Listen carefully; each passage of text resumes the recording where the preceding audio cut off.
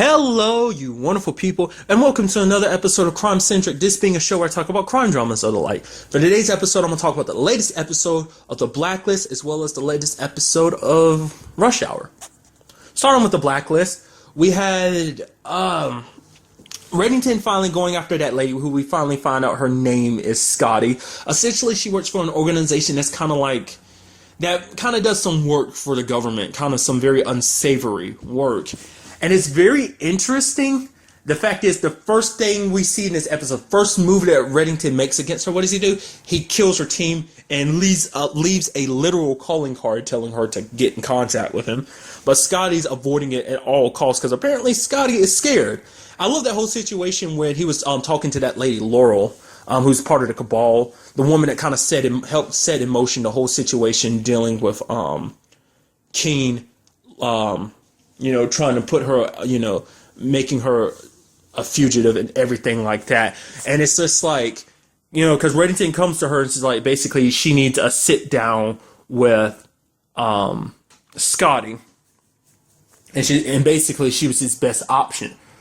Kind of brings up the fact is, if it wasn't for the cabal is at fault for what happened to Liz as well, because if they're the ones that put her out there, they put her real name out there, so they put a target on her back. The moment they released her real name as Masha, they put a target on her back, and so they're just at fault to this. So they kind of have to make it up to Red. And I love that she was talking to that Bradley dude, and he was just like, "I need you to send a message." I was like, "Oh, okay." It's like, "Oh, you're not going to kill him, Red? Okay, you're actually going to make him literally." Nope, you killed him, you shot him. And then Reddington does like the psychopath thing and just like, "Well, I'm hungry, I'm famished. It's just like, let's go get something to eat." It's like, you just killed a man and you're talking about going to get something to eat. I did love this whole situation with Scott, which I talked about the fact this last week that I thought, Scotty, maybe I misinterpreted what Tom said. Maybe Tom wasn't saying that Scotty was his mom, that basically she was someone connected to Liz's mom. I mean, because it's obviously what the case seems like it may be, but it's like, I don't know. Essentially, I don't know, maybe that was the case. Cause I was looking, I was like, I feel like she's too young to be Liz's mom, because Liz is like 30, so her mom would have to have been super young when she had Liz. So, but I mean, that's that. Once again, I'll bring it up. I'm still a little hesitant to believe Liz is dead, but maybe she actually is. I don't know. Once again, I'm holding out hope that a character that I like is not dead and not just like killed off, because that'd be sad. It breaks my heart to think about it. I kind of refuse to accept it. I don't think I'll ever accept it. It'll probably be like, even at the end, it's like, yep, she's 100% dead. It's like, no. I'll probably still not accept it and be like, no, she's not. But, I did like the fact is that Tom kind of had to go back into his old job of like, turning into a different person. And when he was trying to get close to that woman, Amanda, I liked how, I was a little bit surprised he was actually very open. Like, even though he was pretending to be someone else, he's like, yeah, my wife recently died, and like, I have a little girl to take care of. And he's like, oh, I'm trying to get back in the dating world, obviously trying to get close to her.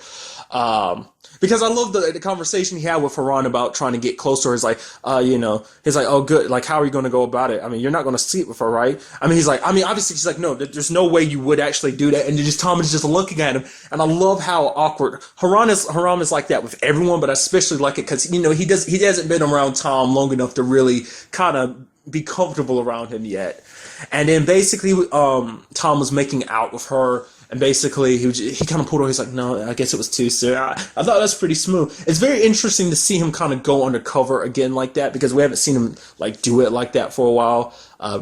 His persona this time being a guy named Reggie, but was able to get the information, able to tap into her phone line, tap into her conversations like they needed to. And I did love what Haram did. He kind of did the friend thing to do. He's like, he's like, honestly, I don't want to know how you got it. He's like, actually, I do. Liz loved you, and then, kind of like, don't tell me you betrayed her or anything like that. Tom was like, I know, and I loved her too. And Haran was like, okay, good. I just wanted to make sure, just like, oh, look at you being a friend, just trying to make sure, like, I hope you're not doing anything wrong to, besmirch Liz's name. It's like, no, he didn't. He made out with her a little bit, but that was just to kind of get the information they needed. Ended up finding out that Scotty got in contact with that guy that she tried to have kidnapped last episode. Apparently he works for the person that employed her that wanted Liz, and they were going to kidnap him as leverage, hold him as leverage to, because basically Scotty's as good as dead because they want Scotty's head because she messed up and Liz, because of her, Liz ended up dying, and Scotty's like, okay, let's make a deal with it. I'll give you Reddington's head. I'll basically kill Reddington for you if you'll kind of like let bygones be bygones, essentially. And I did like how she set him up, went there. I liked how Reddington handled everything, even the retinal scanner on that camera facing him. Essentially, it couldn't tell. It's like no retinal, because he couldn't recognize him because of those particular glasses he had on and everything. But I love that the fact is, like, the moment time was coming close, she was dialing 911. I was like, ooh, look at you. And the cops showed up. Apparently, one of them was on her payroll. She paid him to kill Reddington. But he's kind of like, I'll probably end up being a national hero for killing Raymond Reddington. But Red kind of saw it coming because he's like, oh, the particular place we're at. And essentially, they showed up at the meeting place, killed all her guards. And obviously, the cop, I was like, okay, he's just tied up to the truck. Reddington didn't kill him or anything because he needs him. So it's like, okay, he's going to get out of his situation. Nope. Ends up like one of the guys going down, he had his fingers on the trigger, ended up killing him. I was like, oh, well, that sucked for him. I actually legitimately thought he was going to get out of this. And real quick, and since I'm talking about that, there was that whole situation with the lady setting up a bomb at, a place they were trying to collect, that little sting operation, that little sting they were doing with SWAT. And the guy was talking about putting the bomb in a container to kind of contain the explosion. Container and contain. You see what I know. So clever, right? But essentially, when it went off and they lost contact with him for a second, I was like, I was a little bummed out. I was like, man, he's trying to be a hero. He tried to put the bomb away. But it's like, honestly, because truth be told it was just, I felt a little weird. The fact is, when I found out, I was like, no, he got back in contact. Yeah, I was able to get inside the container. I was like, yeah, you go, SWAT commander. You go, dude. You're a hero. It's like, why am I caring so much about this one-off character that we will never see again? It's like, why do I care so much about him? But then it's kind of like, well, he did save the day because if that bomb had went off, it would have killed everyone there. So I guess that was that. But anyway, I love getting back to the Scotty situation. One of my favorite lines, the gate is rising up and Reddington goes through. He's like, that thing was so slow. I was coming here. I wanted to have it kind of got rid of the dramatic entrance that I was trying to make. I was like, hello, Scotty sat down with her. And I love, like, I forget. Essentially, I love what she did. She essentially blamed Reddington. She's like, this is your fault, right? She did it earlier too. It was like, literally we're there just to take Liz. If you had not interfered trying to protect her, things wouldn't turn out the way. So it's like your fault because we were just there to kidnap her. We had no intentions of killing her. You're the one that wanted to fight to protect her, and it's because of you that she's dead. And ended up shooting her in the arm, just like ow. Which I was just shocked that he did that, and I was like, oh man, Scotty's about to die. Which in the back of my mind, I was like, man, that's a bit of a shame that you're about to kill Scotty. It's like you got such a well-known actress like Famke Janssen to play her, so it's like, why would you? I don't know. I feel like you could have done it with any other actress, but it's like you gave that role specifically to her, so just to kill her off, and then it's like, not unless you don't plan on killing her, which he doesn't. I was like, okay, that's just how my brain works. It's like, I do once in a while kind of break the fourth wall when I'm watching a show. It's like, because it's like, why would you bring such like I said, a well-known actress just to kill her off?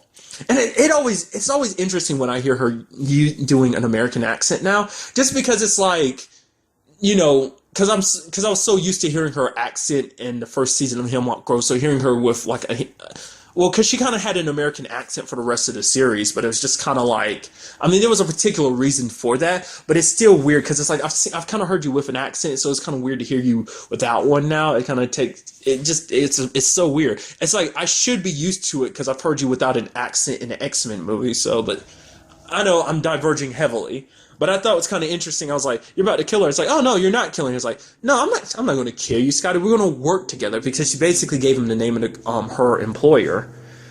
And I'm still not 100% sure if this is necessarily connected to Liz's mom or not. But I'm really not 100% sure who the guy is that she brought up. I don't know the name, but I guess we'll find out next episode when I see him. But it's like, I wasn't 100% clear on the guy that she's working for. It's like, oh, I'm not going to kill you, Scotty. What I'm going to do is we're going to get in bed for a little quickie. because essentially she treated the whole like situation with Liz as business. Like he's like essentially, I have a connection. Me and your husband have a past, and it's just like you would think because of that you would honor that and not come after Liz, especially knowing that she has a connection to me, that she's under my protection, but you came after her anyway.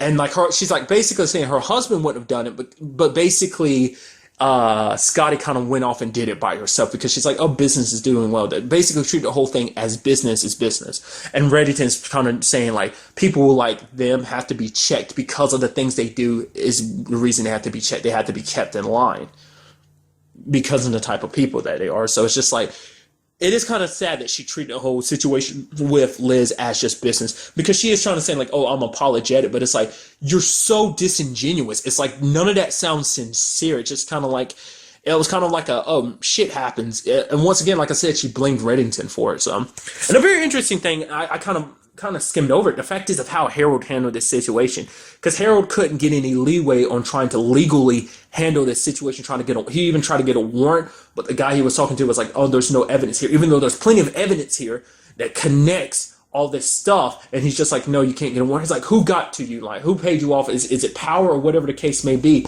But Harold was like, we have to do anything. And then, Wrestler, he's kind of like a stickler for the rules, and we've seen that obviously, but he was just like, no, like, we can't just do anything, because it's like basically saying if we just do anything, that makes us no better than the criminals. But Harold's like, no, I promised myself when we put Liz in that grave that I would not let her killers get away with this. I would do whatever it takes to bring them to justice, to bring them down. So I'm gonna honor that promise. And it's just like, it's an interesting comparison, because it's like Harold, willing to do anything versus Wrestler, like I said, being a stickler for the rules. So that was a very interesting thing.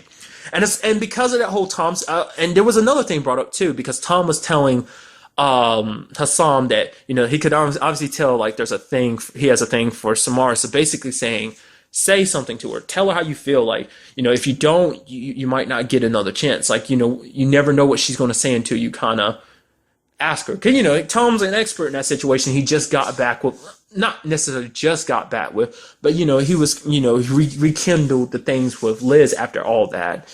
And basically, he knows better than anyone. And, you never know how much time you have. Because he's especially saying, like, once this situation is over, like, this whole task force was put together because of Liz and, because of Reddington. And, that's and the only reason why Reddington stayed around was because of Liz. And now that she's gone, once he gets revenge and finds out, like, all the people that are connected to her dying, like, there's no telling whether this task force will be together. So everyone will probably, scatter around. So it's like, say what you need to say now while you have the chance. So I hope he does take Tom's word and kind of act upon it, because it's obvious that he's always had a thing for Samar. So I did like the fact is that, like, Samar, when they were doing that sting with the SWAT or whatever, handling that those shipping container situation, that Samar's like, oh, this is how I'd handle it, and then Haram made a Fast and Furious reference, like, oh, you'd handle it this way, like with the Fast and Furious. And Samar, everyone kind of turned to look at him. Even Samar's like, and she's like, no. It's just like, why would you even say that, Haram? I love how weird and how weird he is, especially at the beginning when he was talking about the fact is that, like, yeah, Reddington came by my house in the middle of the night. Yeah, he's like, it's a little weird, but me and Mr. Reddington have we have a relationship. It's just like, shut up, Haran, just shut up. I love him because he acts as kind of, to me, the comedic aspect. He's kind of the lighthearted aspect of the show, and I do like that in dramas, the very lighthearted characters, because they come to bring the comedy, and I appreciate him for that. But I'm really interested to see where we go with this whole, like, working with Scotty situation, and, like, finding out, like, what this is all about, like, why the guy that she's working for wanted Liz. Like I said, maybe this really does tie all back to her mom, but it's like, is her mom still alive? Is her mom dead? I don't know. Because Tom, like, Liz was adamant about believing, like, oh yeah, her mom was alive, that Reddington lied, but I guess we won't really know until next episode. Well, until we find out, like, how everything proceeds from here, so. And now moving on to this week's episode of Rush Hour, where essentially we have basically a new drug is circulating around this kind of high school, and essentially the whole investigation begins because essentially there was a girl that overdosed, and then there was a girl that was killed and shot after because I was surprised. I was like, this girl is handling herself pretty well. It's like, are you a cop or something? It turns out, yeah, she is. She was undercover cop, and she was an undercover cop. And I did like this episode because the episode kind of turned into kind of a 21 Jump Street.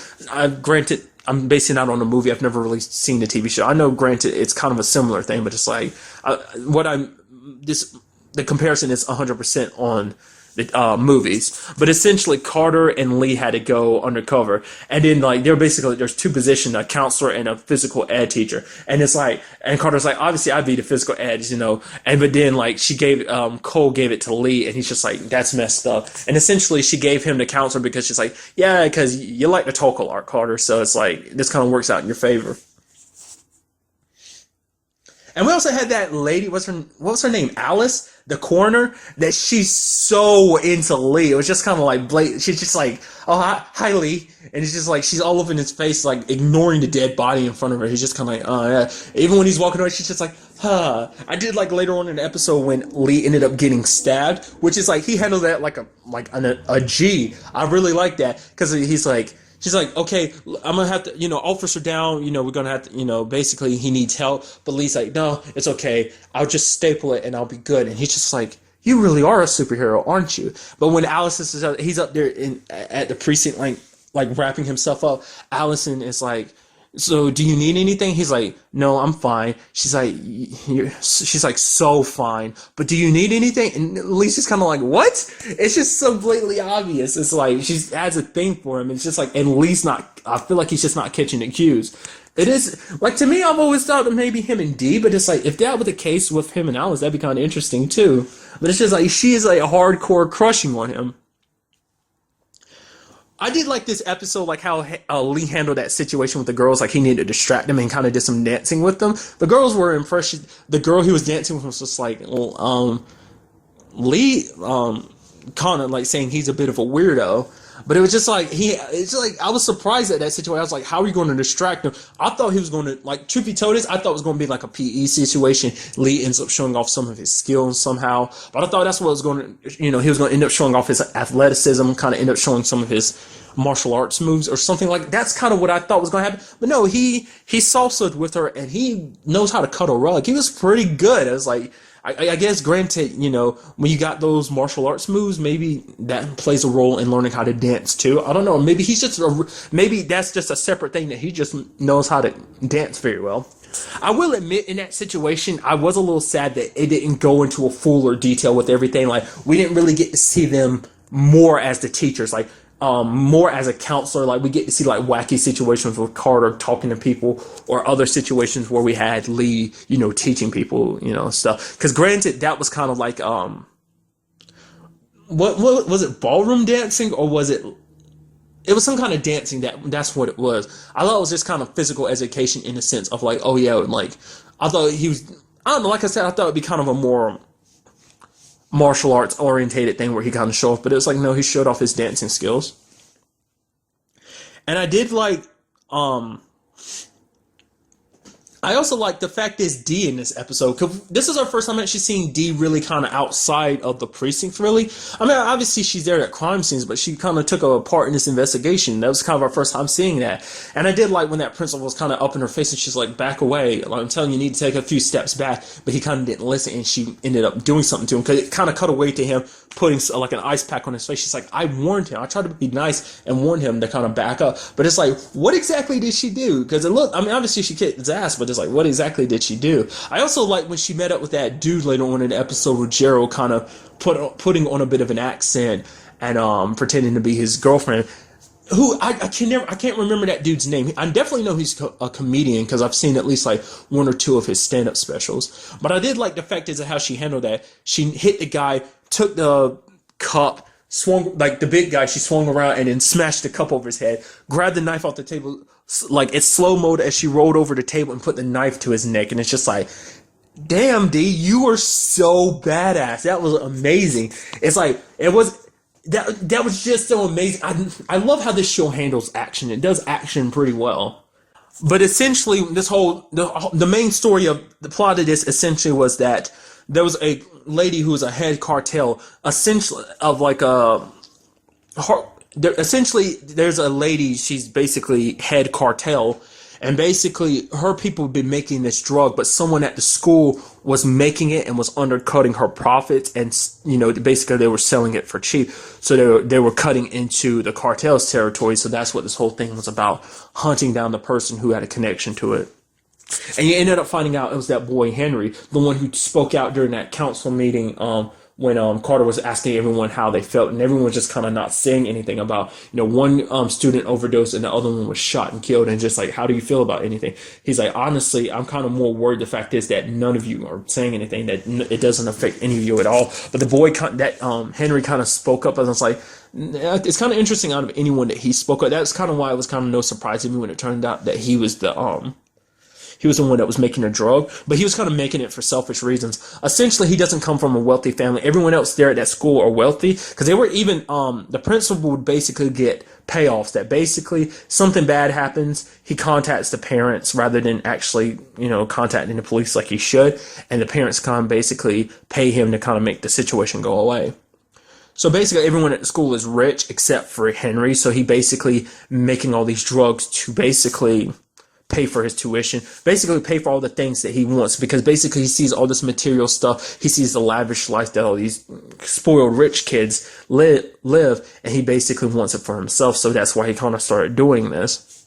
But Carter kind of brings up the fact is, yeah, you wanted to live that lifestyle, but you ended up, because of you, one of your classmates ended overdosing, because that's why he felt so bad about it. It's not just because, granted, yes, he's somewhat of a human being, I guess, unlike those other spoiled brats who must be suffering affluenza, or they just have no empathy, I guess, but sympathy or empathy, but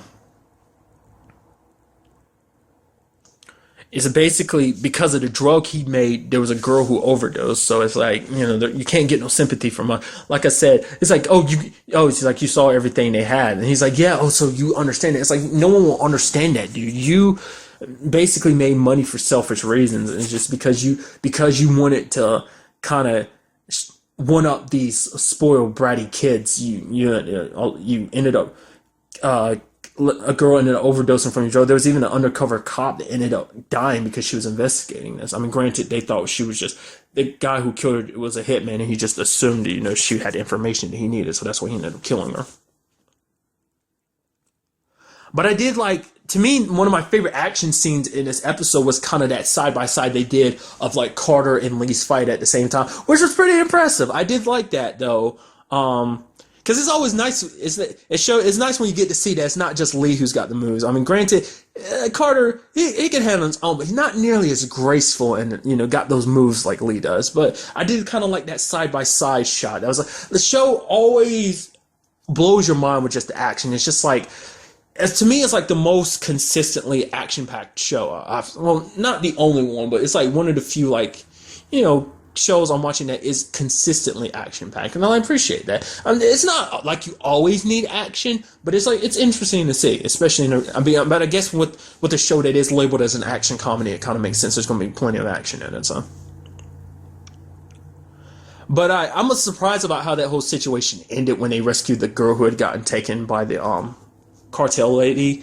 Ended up going up against that guy. He ended up going through the poker. I was just like, wow, that was pretty brutal. And the girl was kind of crying because, granted, I guess Lee and Carter kind of gave each other the look like crap that just happened in front of her. So she's probably going to definitely need some counseling after this. But overall, really nice episode. Like I said, I was a little sad that we didn't get to see more of them being undercover, get to see more of that situation. But granted, it is like an hour-long show. So I feel like if it was longer, maybe we could have gotten something like that. Or if it was in the form of a movie. But if they put in a form of a movie, it'd literally just be 21 Jump Street.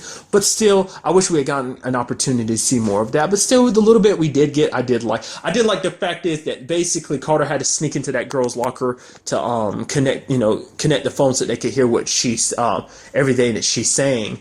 And Carter was hesitant about doing, because he was like, basically Gerald dared him back in the 6th grade to do go in the girls' locker room. He got suspended for Carter got suspended for it, and his grandma found out and beat him. And basically, he's like, even to this day, I can still feel that beating. And then he's like, Carter, That's the dumbest thing I've ever heard. And I love the entire time he's hiding in the girls' shower because he heard the girls coming and he's trying to hide away. He's like, oh my God, I can already feel grandma hitting me. It's like, Carter, calm down. You're a grown man, dude, at your age. But it's, like I said, very nice episode. But that's really all I want to talk about in this episode. Till the next time we meet, be happy, be safe, live life to the fullest, and enjoy it. Good day and goodbye.